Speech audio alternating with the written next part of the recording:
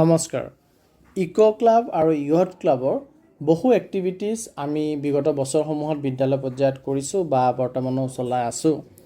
এই ইকো ক্লাবক এইবাৰ অইন এটি নামেৰে জনা যাব।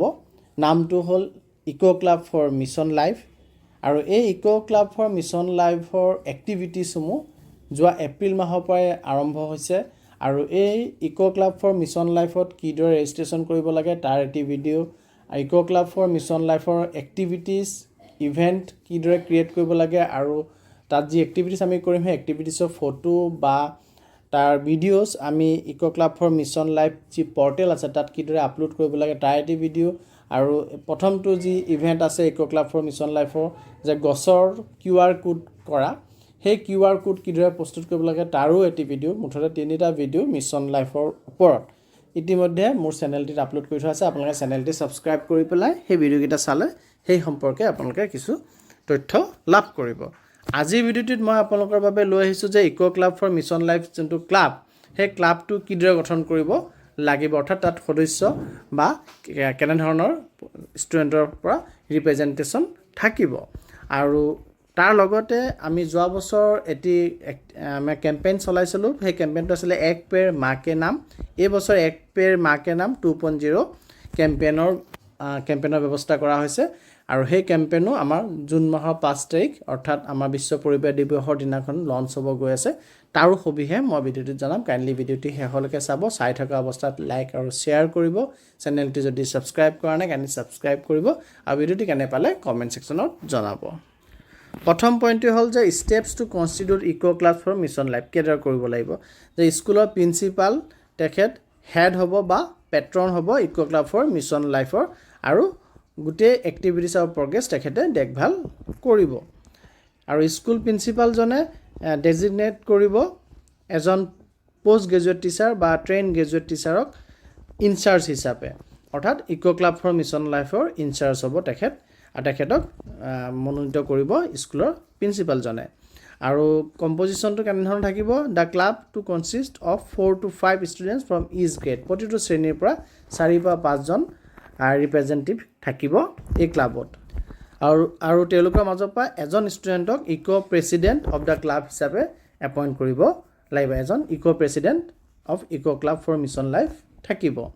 আৰু স্কুল মেনেজমেণ্ট কমিটিৰ মেম্বাৰ্ছ আৰু বিদ্যালয়ৰ অন্যান্য ষ্টাফসকল তেওঁলোককো ইকো ক্লাবৰ এক্টিভিটিজবিলাকত পাৰ্টিচিপেট কৰিবৰ কাৰণে বা তাত ছাপোৰ্ট কৰিবৰ কাৰণে এনকাৰেজ কৰিব লাগিব বুলি উল্লেখ কৰিছে।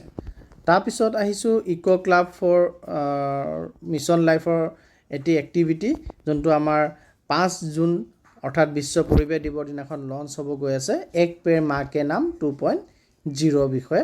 আৰু এই কেম্পেইনটো আমাৰ 5 জুনৰ পৰা আৰম্ভ কৰি 30 ছেপ্টেম্বৰ তাৰিখলৈকে চলিব 2025 চনৰ। আৰু এই কেম্পেইনৰ অধীনত প্ৰতিখন বিদ্যালয়ে 70 জোপা গছপুলি ৰুব লাগিব।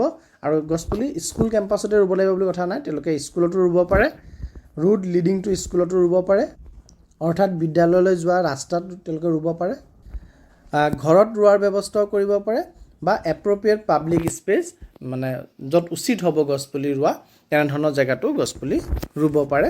কিন্তু প্ৰতিখন স্কুলৰ দায়িত্বত 70 জোপা গছপুলি ৰোৱা তেওঁলোকৰ দায়িত্বৰ ভিতৰত পৰিব।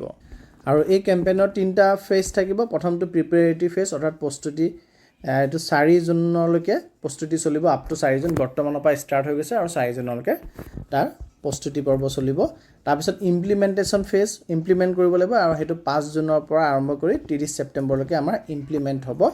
আৰু পষ্ট প্লেণ্টেশ্যন ফেজ অৰ্থাৎ প্লেণ্টেশ্যনৰ পিছত আমি যিখিনি কৰিব লাগিব সেইটো 1 অক্টোবৰৰ পৰা চলি গৈ থাকিব। অৰ্থাৎ প্ৰিপেৰেটৰি ফেজত আমি নিশ্চয় বুজিব পাৰিছোঁ আমি 70 জোপা গছপুলি ক'ৰ পৰা পাম কি কথা, তাৰ কাৰণে চৰকাৰী ফালৰ পৰা বা ফৰেষ্ট ডিপাৰ্টমেণ্টৰ পৰা যিখিনি ব্যৱস্থা ল'ব লাগে সেইখিনি ল'ব। আৰু ইমপ্লিমেণ্টেশ্যন ফেজত আমি গছপুলি ৰোৱাৰ ব্যৱস্থা কৰিম আৰু তাৰ সুৰক্ষাৰ কাৰণে যিখিনি ব্যৱস্থা কৰিব লাগে ফেঞ্চিং বা তেনেধৰণৰ ব্যৱস্থা আমি চিন্তা কৰিম। আৰু পষ্ট প্লেণ্টেশ্যন ফেজত আমি সেই গছপুলিক কিদৰে আমি লালন পালন কৰি ডাঙৰ দীঘল কৰিব পাৰোঁ, তাৰ যাতে গছজোপা নষ্ট হৈ নাযায় তাৰ ব্যৱস্থা আমি কৰিব লাগিব। তাক জীৱিত কৰি আমি ডাঙৰ এজোপা গছলৈ ৰূপান্তৰিত কৰাৰ চেষ্টা চলাব লাগিব। সেইটো আমাৰ এটা কণ্টিনিউৱাছ প্ৰচেছ চলি থাকিব আৰু তাৰ ডিটেইলছ আপোনালোকে সময়ত গম পাব বা ময়ো ইয়াৰ ওপৰত পৰৱৰ্তী পৰ্যায়ত ভিডিঅ' প্ৰস্তুত কৰিম কিন্তু আজিলৈ মই আপোনালোকক ইমানখিনি জনাব বিচাৰিছিলোঁ কাইণ্ডলি ভিডিঅ'টি লাইক শ্বেয়াৰ কৰিব আৰু চেনেলটি যদি ছাবস্ক্ৰাইব কৰা নাই কাইণ্ডলি ছাবস্ক্ৰাইব কৰিব ধন্যবাদ